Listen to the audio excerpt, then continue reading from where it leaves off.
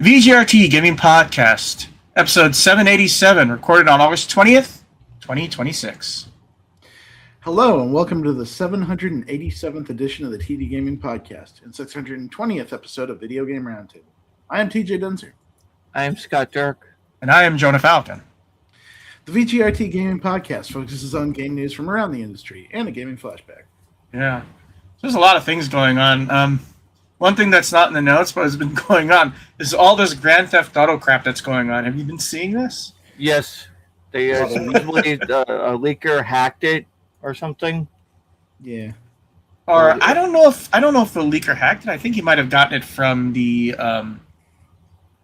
from one of the devs. Who knows? Yeah. I mean, that's just crazy. That would have to be quite the inner circle to get that and leak it, or I don't know. And you know the reason he's doing it, right? To hold it hostage to make him release physical version. No, it's all with the stop killing games thing. He's what's it called? He's saying, you know, I'm doing this because 2K is doing stuff that is anti-consumer. Video game industry, in essence, is anti-consumer. The EULAs and all that stuff. So that's why he's doing it, apparently. And he released 3 videos today. I haven't seen any of them, but I know he released them. Stop Killing Games distanced themselves from him because they don't believe in what he's doing. They don't believe in holding people's content hostage for a... I don't know if he's holding it hostage, just saying, I'm going to release this stuff. Definitely is. Like, he's basically telling them, give me what I want or I'll keep leaking your game. Well, what he wants is not exactly personal, though. I mean... not just for him. So I find it funny. I don't care. I really don't care. It's not like people aren't going to, in November, they're going to say, you know what? I saw the videos. I'm not buying Grand Theft Auto 6. Do you care about the U.S. military using Grand Theft Auto 6 as a enlistment tool? Did you see that? I wouldn't be surprised. Did you see that one? I haven't seen any of them. Going around this last week that the U.S. Army was offering people that were close to finishing up their tour of duty a chance to play Grand Theft Auto 6 and have 4 days off to play it, and then they have to enlist for several months. Re-enlist? Yeah. Yes. Considering people are running from ICE and the military right now because of what's going on, especially with people trapped on the ship in the Gulf of Hormuz, which I find incredible. Period. I'm not even. I think it's incredibly dystopian to use a video game as a recruitment tool for a. Or they can say, I can just wait 4 days and play it then. Yeah, right. I don't know. I already have it pre-ordered. What the fuck am I going to use with that? And I do know that America's Army exists, and there are games that have been used like that before. But to dangle it, but to take a highly anticipated game and dangle it in front of people like a carrot and say, "Hey, you can try that. You can nibble on this." This is Trump's America. They're desperate. It's so gross. Actually, I did review an Army game, a shooter that was actually made by the Army, which wasn't a recruitment tool. It was sort of like a realistic thing, sort of like this is what it's really like. I forgot the name of it, but it was interesting. But yeah, all this Grand Theft Auto stuff is going on, and there's one game that's not. It's not even. I don't know. It's a re-release, The Binding of Isaac. That's the only game that's coming out the same day, in which it comes with all the content. Otherwise, hey, the good thing is that we're getting Fable even more polished because of it. Yeah. So yeah. Anyways, this gaming flashback is sure to make you feel old, TJ, because it's a game that we discussed when it was out. It's also going to make me a little bit sad because the studio just got shut down recently. Well, go ahead. Yeah. So, Oxenfree is our gaming flashback for this week from Night School Studio. It was released on OS X, Windows, and Xbox One in January 2016. PlayStation 4 and Linux versions were released later in 2016, followed by iOS, Android, and Nintendo Switch versions in 2017. In Oxenfree, players assume the role of teenage girl Alex on a weekend trip to a local island. After seemingly supernatural events occur, Alex and her friends must unravel the secrets of the island.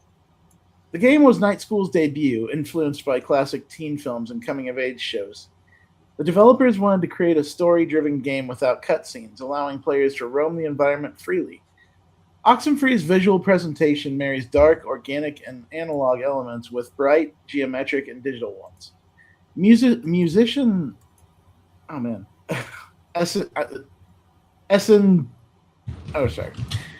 Musician SCNTFC, I'm not sure if that's how you say that, but that's how I'm going to say it, is composed the game's soundtrack, which features digital music production techniques alongside the use of vintage analog tape recorders and receivers. It's just Musician Scientific, right? Oh, okay. I wasn't sure. But it's SNTFC is how Got it spells it, but it's pronounced, I think, scientific. When you say it aloud, it makes all sorts of sense. I couldn't crack it at the time. But gameplay is built around the walk and talk mechanic. Instead of dialogue occurring during cutscenes, speech bubbles appear over Alex's head, giving the player the choice between 2 or 3 options. At the same time, Alex remains free to move around the game world. Players can select dialogue options at any time during conversations, choosing to wait for others to finish, to interrupt, or remain silent. Certain dialogue options cause a thought bubble with Alex inside it to appear over the character's head, suggesting that the player's choice had an effect on the character's relationship. Right. There are several endings, and within those endings, there were variations on the endings. Yes. And you had a new game plus in which Alex sends a message back to the past, and gives herself hints. Yeah, and this was a very, very sort of Spielbergian style horror game. I really liked the creepy notes, the supernatural notes, the rustic notes. It had that vibe of a good Stephen King thriller. Right. And then they came up with I forgot the name of that game that in which you're in hell. Yeah. Forgot the name of it. After Party. After Party, right. It was an interesting attempt, but the characters made me want to slap them in the face several times. I didn't. There's just so much 20s angst I can deal with. And then they eventually made Oxenfree 2, Lost Signals, which people also liked. I've not had a chance to play Oxenfree 2. I need to sit down and do that one of these days. Well, that's the problem, though, isn't it? A lot of people knew it came out, but no one bought it. Yeah. But I don't even know if it was on Game Pass or not. I don't know. But I don't think it was. A recent twist on this, though, is that Netflix bought Night School in about 2022. They've had them since, and they eventually just recently closed them. Okay. So, Oxenfree 2 was a Netflix game. Yeah. And it's actually free to play on Android and iOS. You can also get it on Steam, but it's not free. With if you have a Netflix, you have to have a Netflix subscription, yeah. Yeah. Which is probably why the game died on the vine. Oxenfree and After Party were both Game Pass games, so they got exposure that way. Well, they're also on Steam, but at the same time, who the hell goes to who the hell thinks to themselves, "Oh man, I can't wait to get on Netflix and play games." I don't know why they did that with the Minecraft story mode. They did that as well. They put it on Netflix. They did that with I know they Netflix backed Stranger Things, which makes more sense because it was on Netflix. And I do get that they have certain Telltale things where Things. They make games that support their shows and their original series. But man, Night School was bigger than that, and it sucks that they got shut down. I hate that. Where was the Oxenfree TV show on Netflix? Yeah, right? So, big old bummer. But Oxenfree games are great. People should check them out. They're awesome. Yeah, it's only $20 now. Oxenfree 2. I don't know how. It's probably the same for Oxenfree 1. After Party. I mean, it's not a waste of time, and it is funny. But it's the snark factor goes above Guardians of the Galaxy. Yeah. Anyways, we're gonna move on to. Oh yeah, let's see. What have you been playing, TJ? Marvel Tōkon, I'm pretty sure. Yeah, for the most part. I still am making content. Although I did go back to Tekken 8 this week because I got to try out the new character and make content for him as well. What new character? Bob, Big Bob. He's a big chunky boy. His whole bit is he's just a big fat guy that's really also fast. So like his whole bit is speed and weight. So he's funny. The guy like moves crazy fast in that game for being such a huge guy, and he's got some insidious tools that like people saw me putting together combos with him this week, and some people just had straight up meltdowns because he's been a strong fighter in Tekken in the past. He was considered a mid top tier in Tekken 7 throughout most of its life, so that was fun. I haven't played Tekken in a while, and it was good to open it up again and play something new. Okay. Scott, tell us about the Adventures of Elliot. Yeah, I think most people know it's inspired off of like Secret of Mana games where you have like a little wheel of multiple different weapons to use, the chain sickle, sword, bow, bombs, and boomerang, and spear, and it's pretty fun because you're exploring 4 different time eras in the same world, trying to piece together a story that happened, and you're going through the different eras doing little side quests, and you're apparently collecting cats to get some nice accessories, and of course you have a talking fairy companion that I guess so many people complained about that the devs gave you an option to mute her so that way she doesn't talk so much.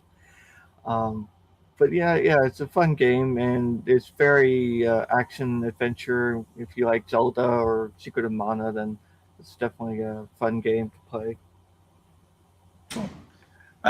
I've been playing Spiritfarer, and I'm getting close to the end. I earned some new achievements. It's always funny to have achievements that are earned 5 years after the last time you earned one for it. So, yeah, for Spiritfarer, it's awesome, and DJ's a bad person because he hasn't played it yet.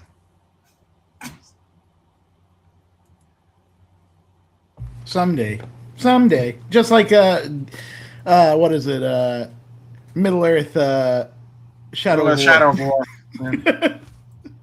And I mean, Shadow of Mordor is okay, but when you play Shadow of War, it's sort of like it's hard to go back to Mordor because the controls are much better in War. Mm-hmm. I would suggest just watching a Let's Play of Shadow of Mordor than playing Shadow of War, because I can guarantee that you'll fall in love with Ratbag. Ratbag is hilarious. He's the big failure of the orcs. Although it's his failure that allows him to survive, because he's able to survive things because terrible things happen. It means worse things don't happen to him. Mm-hmm. So, and then you have Forthog, who just comes to your rescue every so often. If you ever played Fallout, he's the mysterious stranger. Except you don't even need to have him as a perk. He just comes. So, let's talk about the drama with Marvel Tōkon. So, people have been looking at the PC version. They discovered that it's the DRM that's slowing the game down in a big way, like 40 frames per second. It really sucks that that's a very common thing. Well, TJ would know because he's covering that game. I mean, I already reviewed it on PS5. PS5 is fine. Everything is going fine on PS5, but I have to turn the damn crossplay off right now because PC is a mess. Like, and I addressed this in my review. I think it's a good game. I think it's a great game. I think it's probably the best Marvel fighting game that has ever been made. But that PC version is unacceptable. Like, they did not need to shove PSN into that. It was unnecessary. And all it did was make people try harder to get around it. And that's where we're at now, where people are trying to crack the game, break its licensing, break its DRM. Well, they did crack it, and run it on Parsec. Like, well, here's the thing: they did crack it, and they found that it was the Sony DRM that was slowing it down. That's how they figured it out, and they posted videos of how, in some cases, 40 frames per second faster when you don't have that DRM. And it's like they just confirmed what we all knew, that just like the PlayStation Network bloatware in this was ridiculous, and they're hobbling something that shouldn't have to be saddled with that kind of baggage, because otherwise it's a good game. People thought that Microsoft would make the PS5 version of Halo, worse in some way, and Microsoft knew that's not the way you get people to play your game. You got to put your best foot forward, or else no one's going to want it, and you also get damaged your reputation. Yeah. And some people say that the PS5 version has better effects in some ways than the Xbox Series X version. Yeah. And the fact of the matter is, like, if the PC version keeps being this shoddy, if it keeps having performance issues, then people are just going to figure out a way around it their own way. Because the game, like I said, the other thing about the game being good is that means that people want to play it. They want to see what the hype is about. They want to get in there. And they're going to be real pissed off if they do it on Steam and find out that everything that everybody has been hyping up is shoddy because of some shitty PlayStation Network garbage. And then they'll start looking for answers and ways to make their $60 investment work. And doesn't Sony know that Steam itself is DRM? Is the DRM? Don't they know that? No, it's a soft DRM, but it is a DRM. I mean, you still have to connect every 2 weeks or something like that with Steam Online to confirm that you own the game. Yeah, it's something soft like that. Yeah. But imagine if they actually released it on good old games. I would like it so much if they just made a fix that didn't just.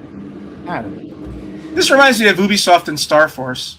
Or was it Star Force? Or was it... I forgot which DRM Ubisoft liked. That just completely tanked their games. I don't know.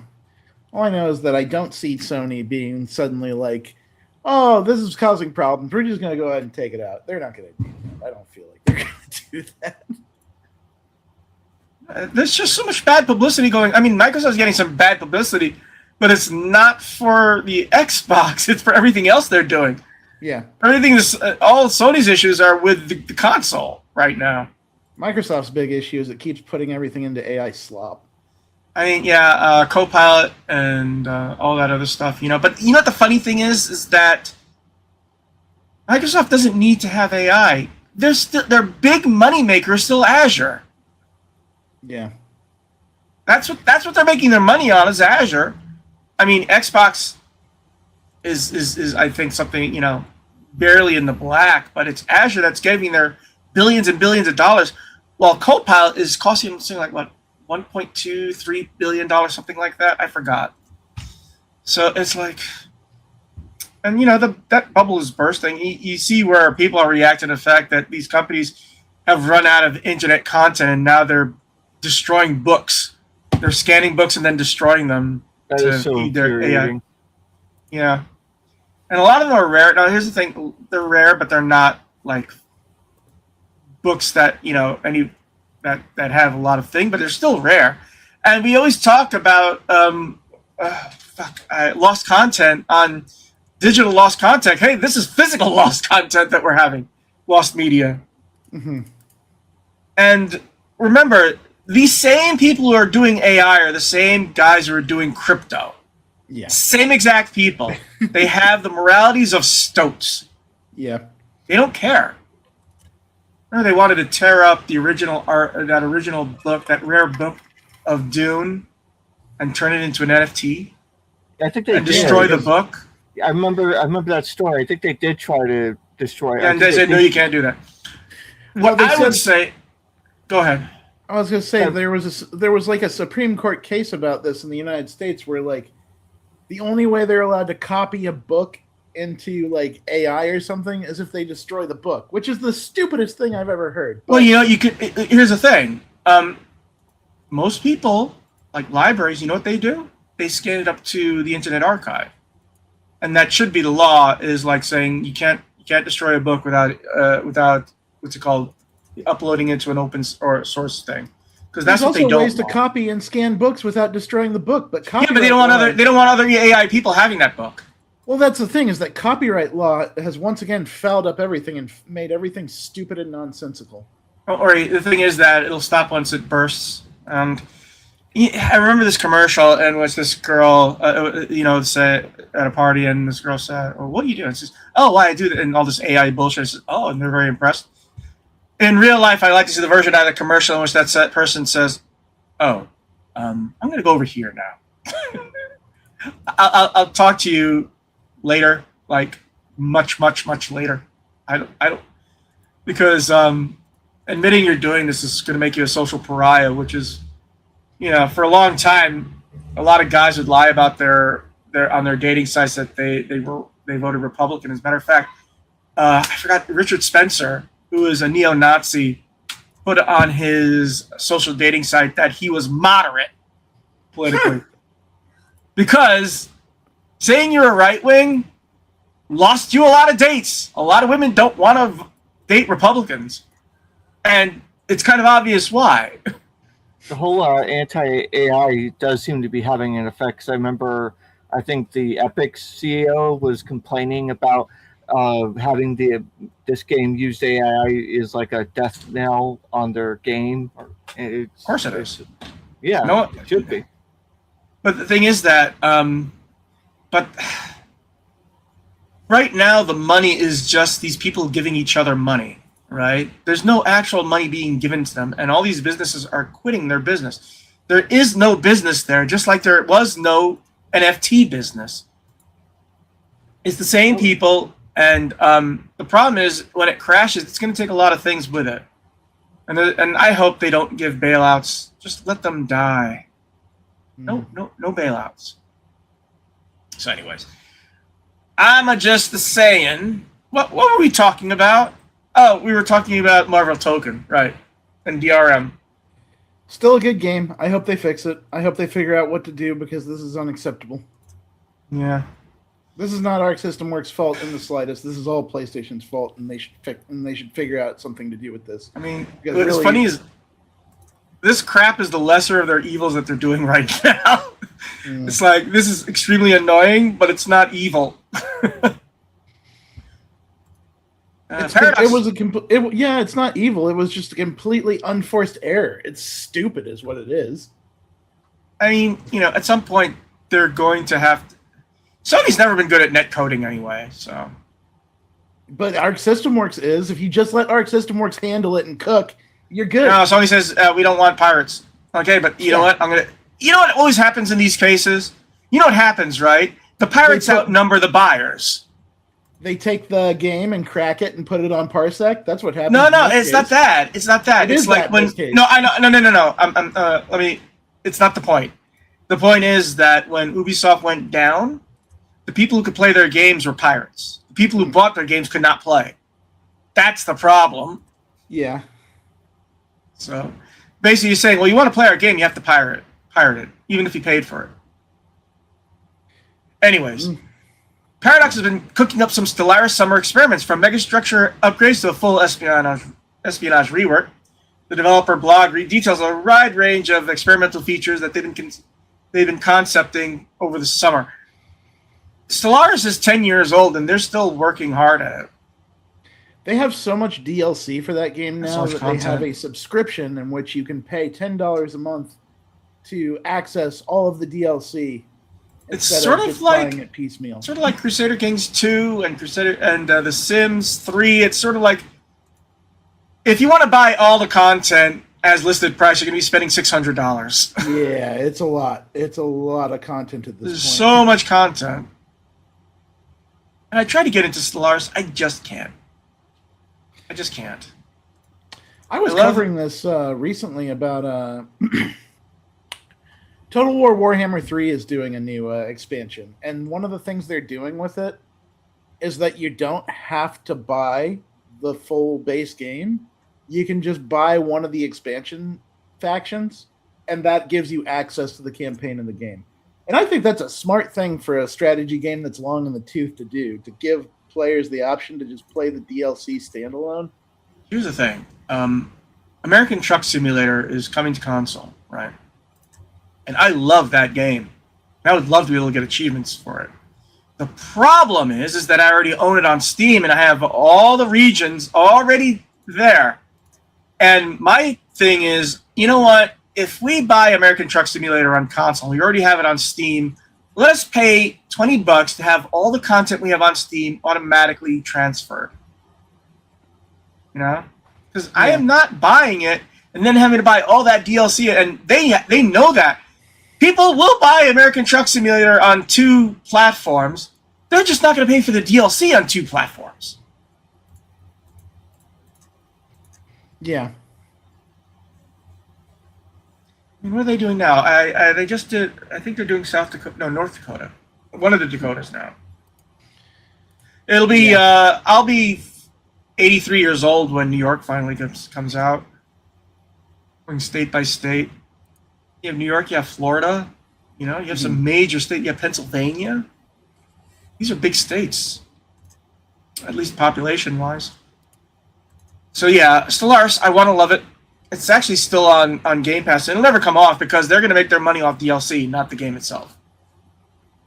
So, hey, Scott, I don't know if this relates to you, but Minecraft's 26.3 Snapshot 9 gives server owners more control, stops mushrooms clipping through foxes, and fixes a strange Enderman issue in which when they're eating chorus fruit, they could be teleported all over the place. And also, one of the other things is that you can create a really far draw distance. Oh, yeah. Usually you have to use, what was it, Optifine to get a draw distance that far. So yeah, Microsoft, another game that's, well, now it's 11 years old. Older if you count the alpha and beta period. Still getting content as well. And I think that's a game that'll never die. It's not like Roblox. Roblox, you can see the writing is on the wall. Minecraft is not evil, so it's going to stay around for a while. Because there's so much drama around Roblox, you know? You never hear anything like that about Minecraft except for Marcus Persson, and he's no longer with the company.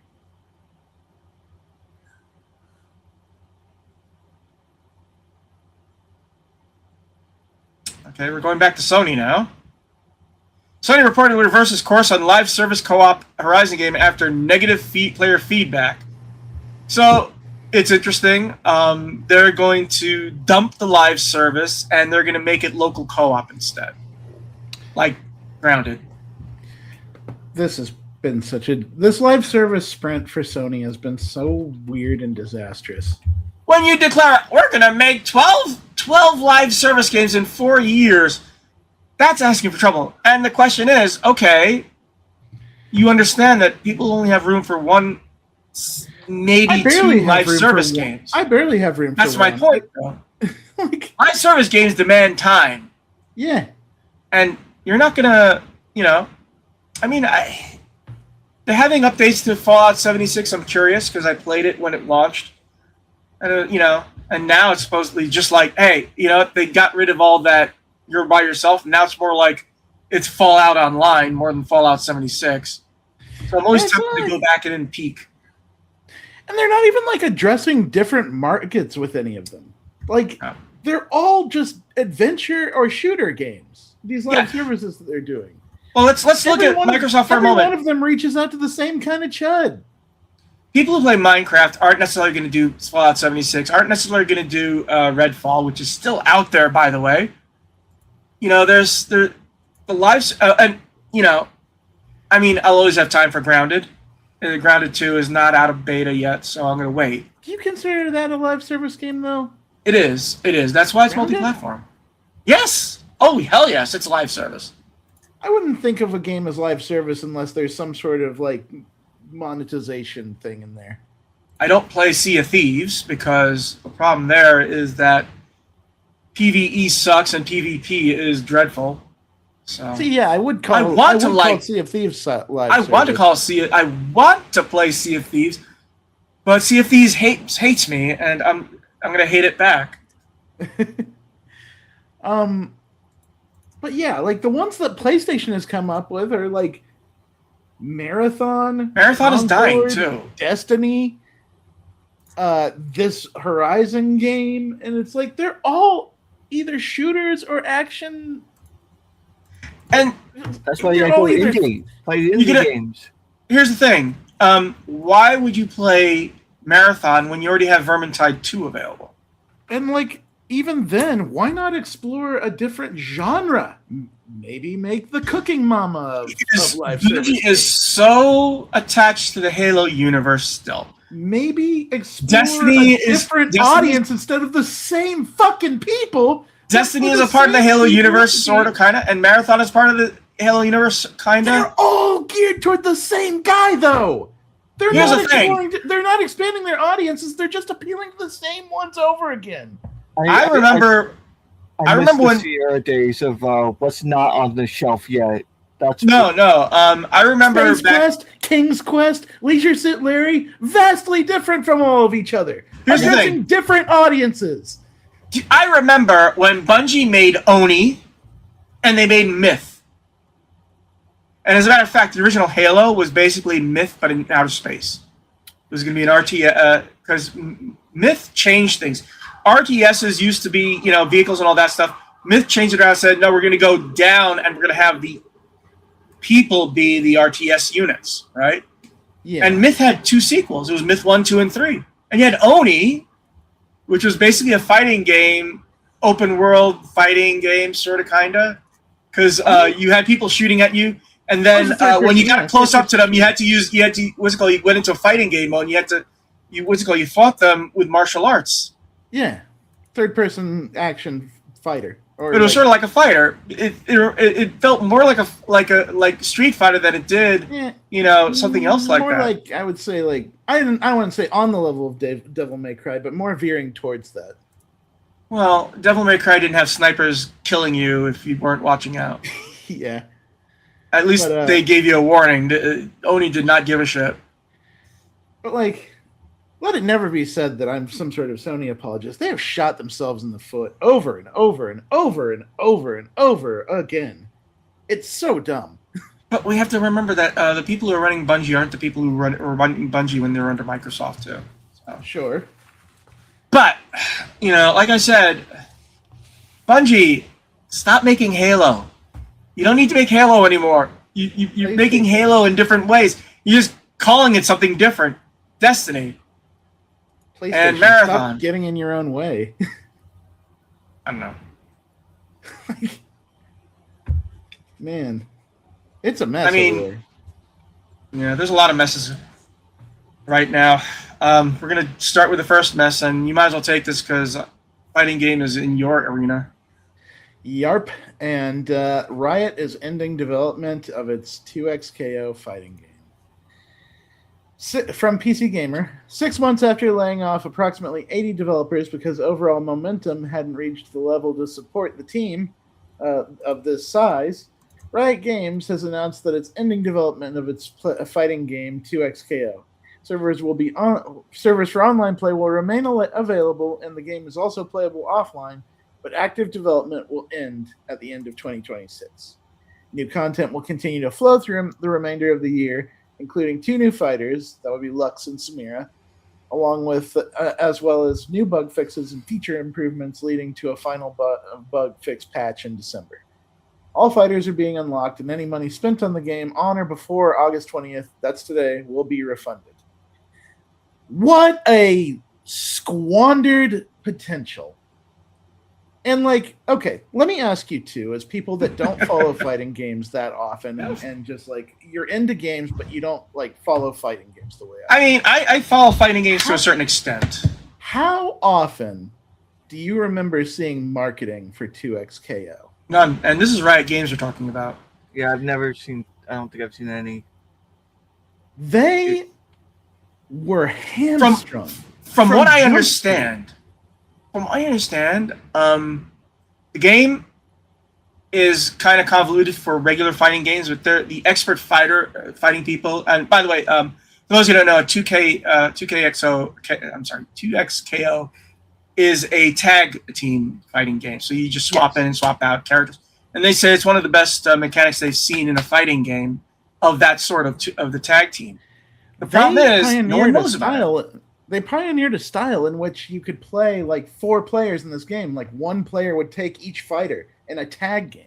And that's crazy. And they had this running at EVO where like 4 players were on the stage, each of them controlling a different character. So they manually tag out their player, and that player just has to know to come in and be ready to continue the fight. That's interesting. It's cool. It's innovative. It was 2XKO might seem convoluted, but there were so many ways to simplify it. You could play Juggernaut in that game, which is what I did, and you could just play one character and not worry about the tagging system at all. You could go up to and including crazy stuff like playing a tag team by yourself or playing a tag team with a duo. Point being, I think that the 2XKO team did the best with what they could, but I think they were severely understaffed and under-resourced for the entirety of this thing. I hated how slow they were with development updates, with their slow schedule on characters. 10 characters in a fighting game, in a tag team fighting game at launch is abysmal. I think, you know how Obsidian encouraged the team when they started making what would become Grounded? Said, you know, this looks pretty cool. Let's back you a bit. I think what happens is that a team at Riot did this, and Riot said, oh, that's pretty cool, and did nothing. Nothing. Whatever. And then it comes time to like check on the progress of things, and they see that they're not making money because the fact of the matter is that a fighting game just doesn't pull the attention in numbers that a MOBA or Valorant pulls, because those are Valorant, like there was no real competitor to Counter-Strike before Valorant came along. And League of Legends is like 20 years old at this point, having been the main competitor to Dota. Does anybody play Dota? I mean, they still have the championship going this weekend, and there's still but here's the thing: in that. I don't Dota know. has very little mind space right now. It's just played by people that just like the people that play it. That's all they play. And remember, the genre used to be called Dota, not MOBA. So the fact of the matter is that the fact that no one even thinks about Dota anymore is just mind-boggling from a certain perspective.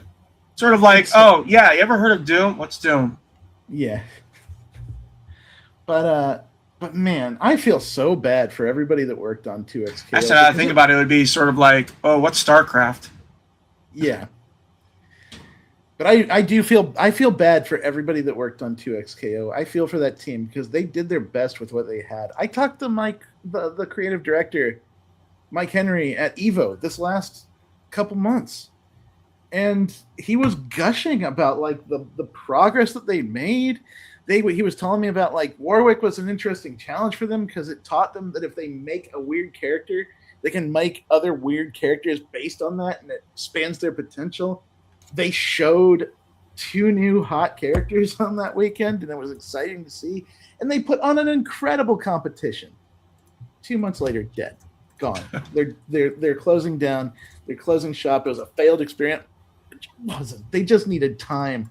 The passion was there, but Riot Games didn't care about the passion. They care about the money. At least it's going to be playable offline. I mean, that's cold comfort, but at least you're not losing your game.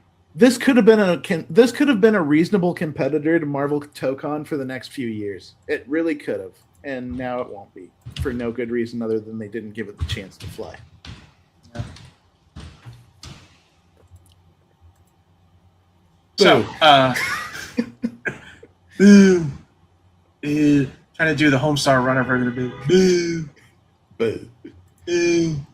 Anyways, former EA manager doesn't believe the next Mass Effect will survive Saudi takeover. This is fun news.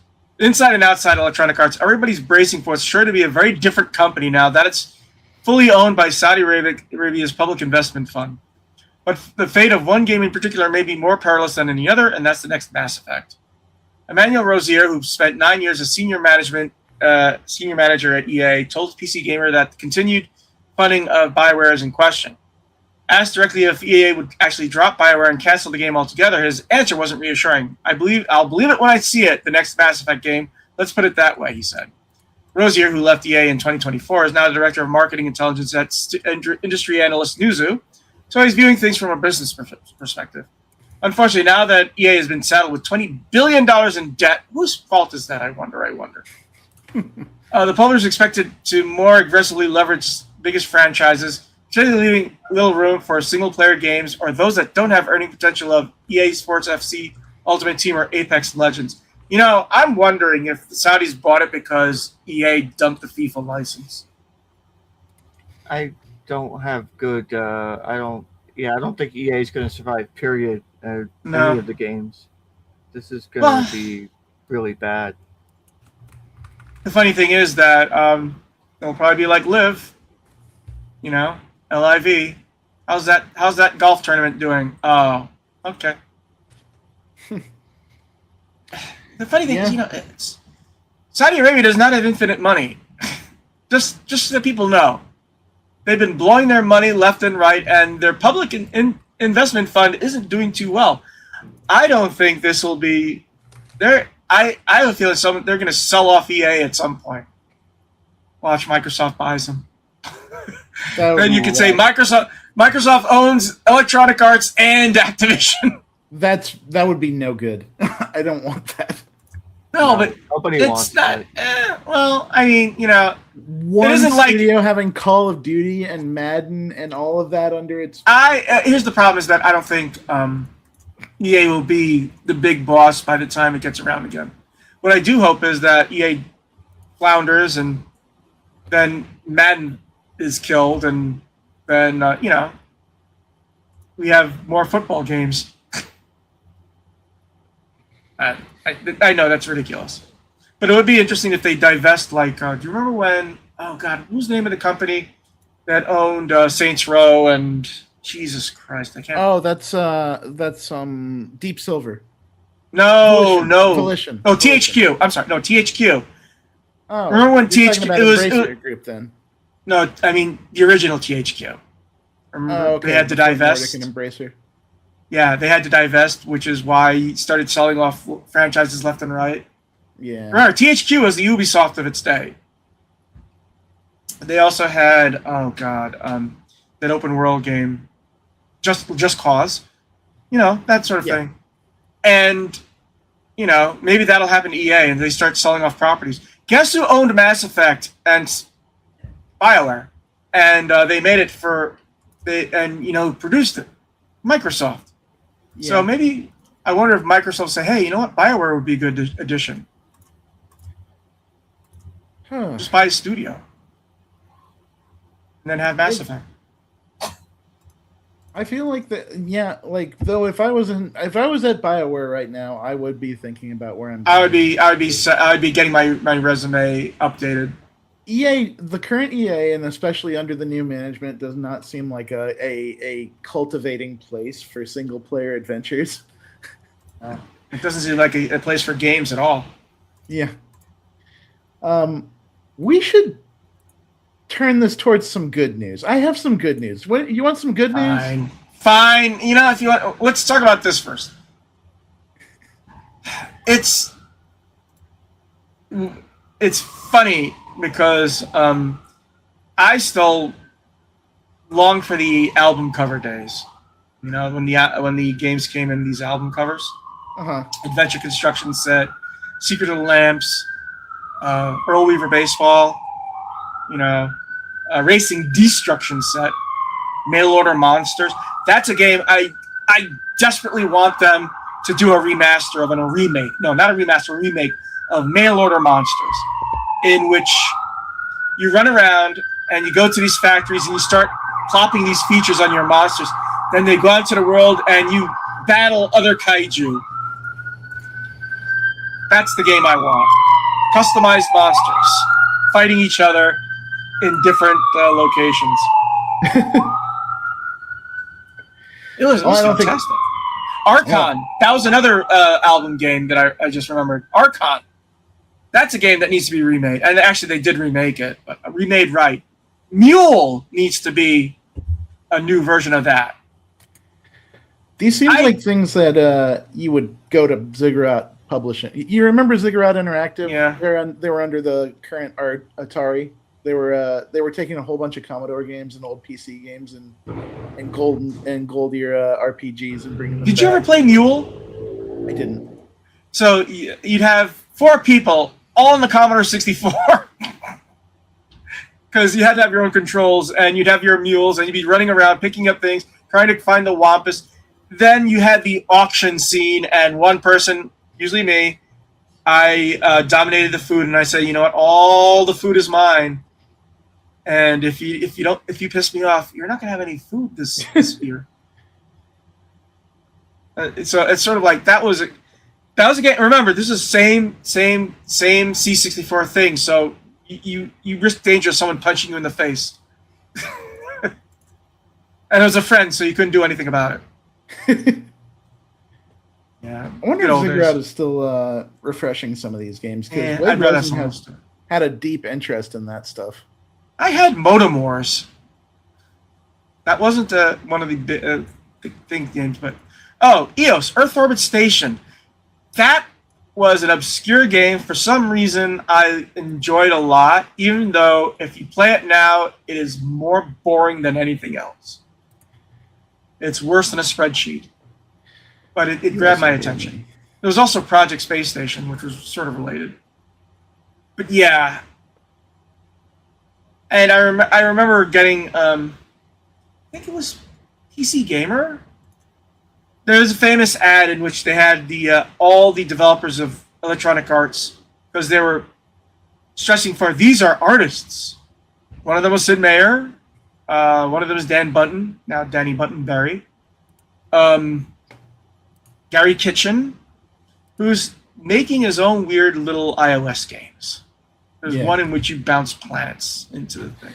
One that you told me about that I actually found through Ziggurat because they had republished it was Superhero League of Hoboken. Yeah, I mean, if you're going to play a Dispatch, you might as well find out about that game. Yeah. That was during the time that it was during that time, so that was when you told me about it. There it is, I found it. It's from 1983. So this is when they were rock stars. Let me see. Bill Budge. You did Pinball Construction, said, oh my god, I played that for hours. You made your own pinball game. That sounds dope. Yeah. Of course, Ann Westfall and John Freeman, who were Free Fall. They did Archon, and I never played Murder on the Zinderbolt, whatever. Dan Button, who did Mule. Hardhat Mac was Matt Alexander and Mike Abbott. John Field, Axis Assassin and The Last Gladiator. And, David Maynard. He did a little game named Worms. And from that little game, he started his own publishing, eventually became a publishing company, Team 17. So yeah, I'll have to send you the picture at some point. Oh, they also Can a Computer Make You Cry? Yeah, that was the advertisement for King's Quest V, if I remember correctly. I know. Did you play King's Quest V, Scott? Yes, of course, multiple times. Did it make you cry when the princess was there with her dying father? Oh no, that's 4. Oh, 4. I'm sorry, 4. Yeah. Quest for Rosella. Yeah, I thought that was sad. It was definitely sad. You could get multiple endings where you arrive too late and he dies. So yeah, that was definitely sad. Was that Quest for Rosella? Something Rosella. Mm-hmm. That was the Quest for Rosella. Perils of Rosella. Perils of Rosella. Perils of Rosella. You're right. That was like the last one where they did the parse system. Yes, and then 5 was the one where they have the mouse icon and the walking smell and Scum thing. Scum method. SCUMM Scum, which LucasArts used for all their games. Well, no, that was LucasArts. This wasn't Scum V. This was. But it was sort of like it though. It was similar. I mean, I guess conceptually, but it was still icons, and it was a walk and a talk icon and inventory. And in Leisure Suit Larry's case, they had the lick icon. Oh yeah, yes, there was. That was the remake. There was a lick. That was the remake. It was in the original as well. On Space Quest 4, and the narrator would do a whole bunch of comments like, if you put the mouth on yourself, he says, "I bet you wish you could." All I remember from Leisure Suit Larry is if you didn't put on a condom, you died. Yes. I love the comedy of the Space Quest games. Those are some of my favorites. It's so good. I always use Roger Wilco in my "It's late and you should go to sleep" posts. Yeah, Anyways, all sorts of crazy deaths. but that's not Electronic Arts. That's just old games. Yeah, you're right. Yeah, we went down an old gaming rabbit hole. I think EA did the Indiana Jones Fate of Atlantis. I'm not sure. No, that was LucasArts. No, Obviously. yeah, that was LucasArts. Yeah, Obviously. Fate of Atlantis is one of the best adventure games. Until here's the thing, Indiana Jones and the Great Circle just wiped them all out of those Indiana Jones games. It was like you were playing a movie that was produced but never released. Have you played it, TJ? Which one? The Great Fate of Circle. Atlantis? Oh, No, the Great Circle. yeah, I played the Great Circle. Okay, it's like Troy Baker inhabited Harrison Ford. It was easy to say, I'm going to pretend this isn't Troy Baker and it's actually Harrison Ford doing the game. And it's very easy. We were because it talking about sounds old exactly games in my head. When you said Indiana Jones, my head immediately went to Fate Fate of of Atlantis. They also had that Indiana Jones game, which was trying to be Tomb Raider. Yes, it was terrible. I remember it being terrible. I remember there being a bonus in that game where, like, if you leave the level without your hat, you take a penalty. But if you get through the level with it, you get a bonus. And just anything can knock your hat off. Falls, being punched in the face, which I suppose is true enough. It's a slight bummer that Machine Games said they're not doing another Indiana Jones game. They're doing a different game. I would have loved to see them do another Indiana. They'll probably do it at some point. You can't not do another Indiana Jones game, especially when you have Troy Baker. Mm-hmm. But they're doing another game, and I can respect them saying, "We're not going to make another Halo. We're just going to do something new." Yeah. There might be even a new what's it called game, Wolfenstein game with Blastowski. So, speaking of Microsoft and Bethesda-related things, so this was just today. Marty Stratton says that id Software is all in on id Tech following Xbox layoffs. The producer says that id Software has no plans to ditch id Tech and adopt Unreal Engine. They have no reason to. Marty Stratton, longtime producer and director at id Software, spoke to Windows Central to talk about the state of the company following Xbox layoffs that saw it lose a significant portion of its staff. We're all in on id Tech, said Stratton during the interview. We're not moving to Unreal Engine. No. Well, here's the reason why not to, because if you use the Unreal Engine, if it passes a certain sales point, you have to give Epic a percentage. If you own the engine, you don't have to pay them anything. Mm-hmm. So there's no reason, if you have an engine of your own, there's no reason not to use it. Also, id Tech is such a very specific engine for the things that they do, because it can be scaled so ridiculously well if they understand what they're doing. And that was a concern, is that they got rid of people that understood what they were doing and that the new people wouldn't be able to understand what id Tech does. But it seems like Stratton is pretty confident in the fact that they can pick up from where they left off and make do with what they've got. And I'm happy to see it, because that would have sucked to see it, like id Software and other groups that are using that tech just lose that. It's pretty good tech. The Doom games the modern Doom games are some of the most beautiful games that have ever been produced. And they're so playable on every kind of rig. That's the power of id Tech and in good hands holding it. Speaking of which, speaking of Bethesda, they've announced that they're doing new updates to both Fallout 4 and Skyrim. People are sort of worried about the update to Fallout 4 because the last two have been terrible. So they're... Yeah, I've seen people that are really concerned about mod wipes. Basically, making every mod incompatible and forcing people to do the work to have to unbreak them after these updates come out. Well, they are warning you better back up your Skyrim saves with the Skyrim update. Yeah. And it's funny because Skyrim is now 15 years old. Yep. Although, someone played the new game and said it looks fantastic. So, I might as well call it Elder Scrolls 6 Sentinel because that makes sense. Mm-hmm.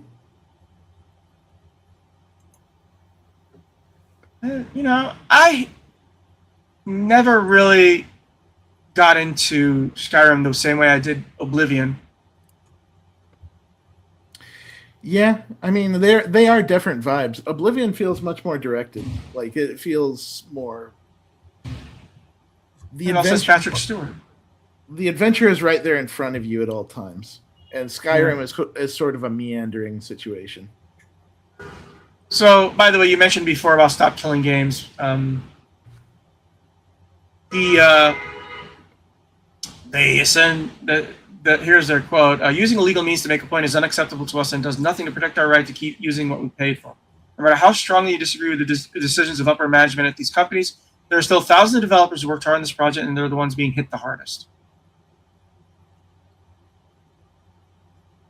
So that's their official statement. Yeah. They also said, "Do not send these people your money, no matter how much sympathy you may feel for their actions." That's a good idea. Don't send people money. Unless you're paying for goods or services, in this case, don't give people you don't know money. There's an old rule, a fool and his money. Mm-hmm.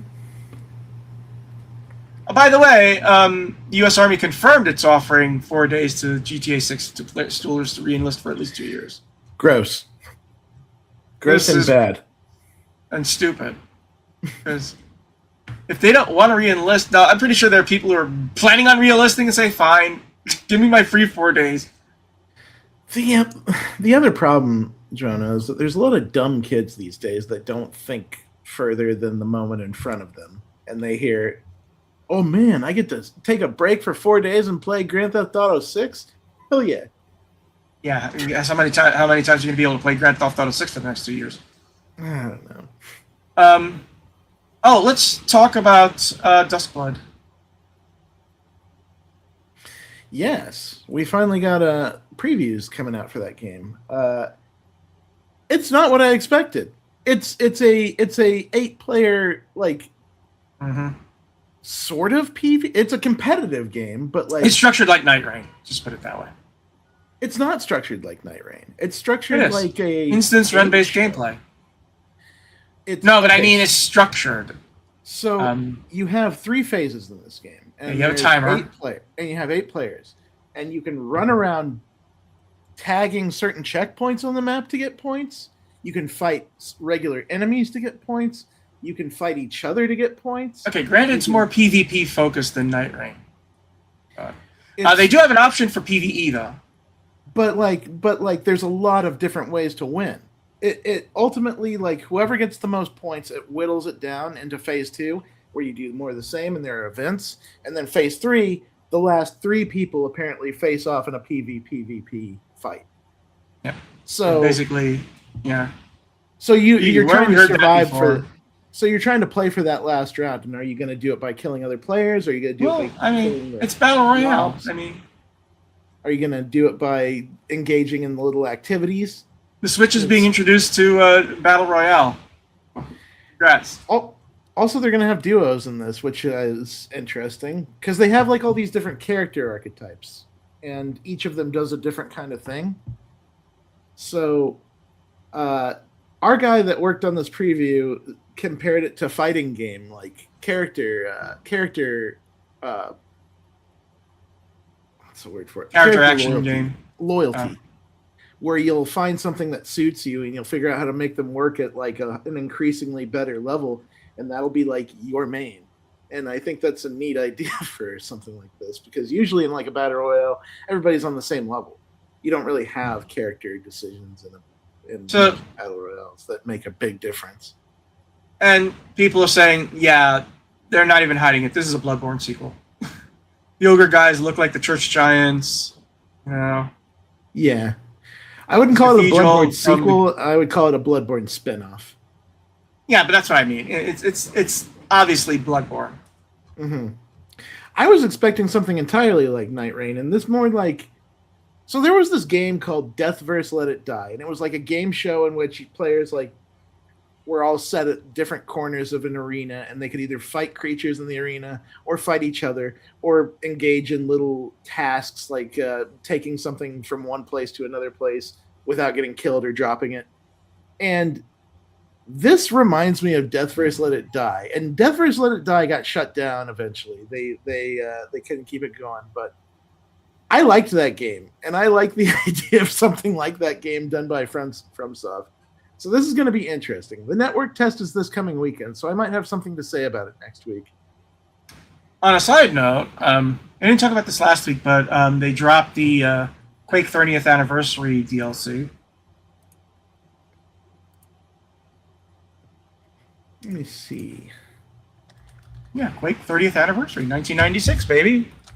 I Yes. bought Quake and Duke Nukem. What did they do with it? I want to see what they did for it. Well, they did the Dawn of the Machine DLC. It's an expansion. Oh yes, they had things that were made by Machine Games in Night Dive. Yep.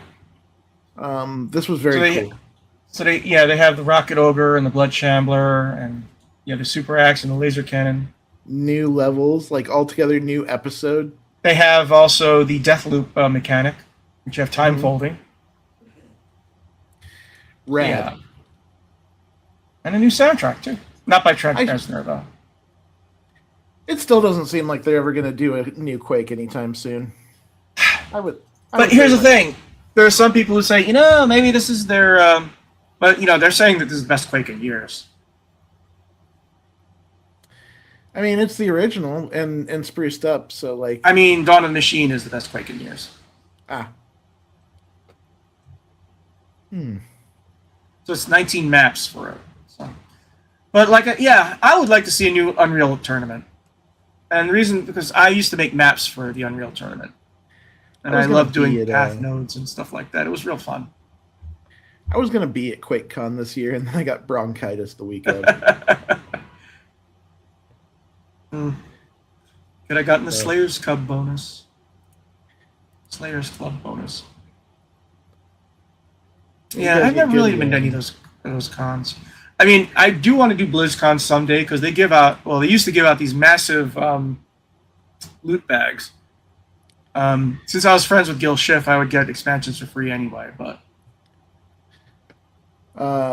The BYOC of QuakeCon is kind of a magical experience where it's just like a sea of neon and bad gimmicks and water cooling and memes aplenty. Just anything that, like, a computer builder's dream, to be honest. I think QuakeCon was the first, actually, now that I think about it. The first computer game con was QuakeCon. Yeah. And just the amount of energy and the silliness and the fun that is in that convention center, it's incredible. 60-year-old old farts. Everyone I'm not from 60 yet. Everyone from like 20 to 80, just with their crazy. I know, that's what I'm saying. Thousands these of guys rigs. It's like, I would have been 26 at the time, so it's sort of like I would be quote unquote an old fart there. But Quake never really grabbed me like Duke Nukem, because Duke Nukem had interaction and had more, and I also learned how to do the build engine too. Quake always seemed like you were ice skating. You're just moving too fast. Like Unreal Tournament, you felt the footsteps, right? Quake was just gliding around the arena, which is what I felt like. Mm-hmm. So I never really got into Quake as much, but I did play Quake a lot because I just loved the Trent Reznor soundtrack. Yeah. Very good. I didn't know who Trent Reznor was, and I never listened to Nine Inch Nails. Maybe I have. I heard one of their songs, but I don't really care about Nine Inch Nails. I just care about Trent Reznor and Quake. If you were in a club for any amount of time from 1990 to 2010... Oh, I'm pretty sure I heard a Nine Inch Nails song. I'm just saying, oh, they did that song? Okay. Yeah. I had that with the Gorillaz, where I didn't realize I knew most of their music. Yeah, that was Casey and the Sunshine Band with me. Oh, wait, they did Shake Your Booty and, all these other songs. And they're all... That's one thing about Casey and the Sunshine Band. All their songs are different. They had the romantic teen ballad. They had the Shake Your Booty song. They had all these different types of songs, going from disco to soul to whatever. Yeah.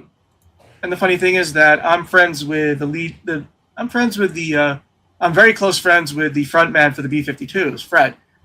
And on their farewell tour, they had KC as the opening act. And the funniest joke was that came on stage, and he said, "Oh well, as you can see, it's now KFC in the Sunshine Deck." So, anyways, yeah. So you said you had good news, or did you already say the good news? That was it. That id Software is going to stick with the id Tech engine. Yeah, they're not going to Unreal, which I'm happy to hear. A lot of people are happy to hear that. Yeah. The only big news is that Gabe Newell appeared on video and he was thinner. Yeah, I saw people being weird about it. Like, yeah, his face is a little bit thinner because he looks older than he was before. But like, okay, it's Gabe. Yeah. Anyways, we don't need to get into Star Citizen with that disastrous live stream. You know, people are attacking them, but yeah, it happens. Mm-hmm. So, anyways, Scott, you can wake up now. Look for our show notes at gamingpodcast.net, along with industry news and our gaming history articles. We enjoy feedback, so just comments at our blog at gamingpodcast.net. Also, just up at facebook.com/gamingpodcast. Subscribe to us on iTunes, leave us iTunes comments. You can find me on Blue Sky at Jonah Falcon. You can find me at Johnny Chugs. You can find me at Shards of Sage. And, oh, by the way, how are you doing with that SAO fanfic? Scott. Sword Art Online. What? How are you doing with that SAO fanfic? SAO Fandler? Fanfic. I'm not writing fanfic. Oh, you said you were. Oh, well. Anyways, that's a brick joke from 2 weeks ago. Actually, a month ago. 2 episodes ago. It went right over your head. We will see us next week. Happy gaming, everyone. Have fun. Be cool. Play games, y'all. And let me end the stream now. Mercifully. Boom. It's over. Bye.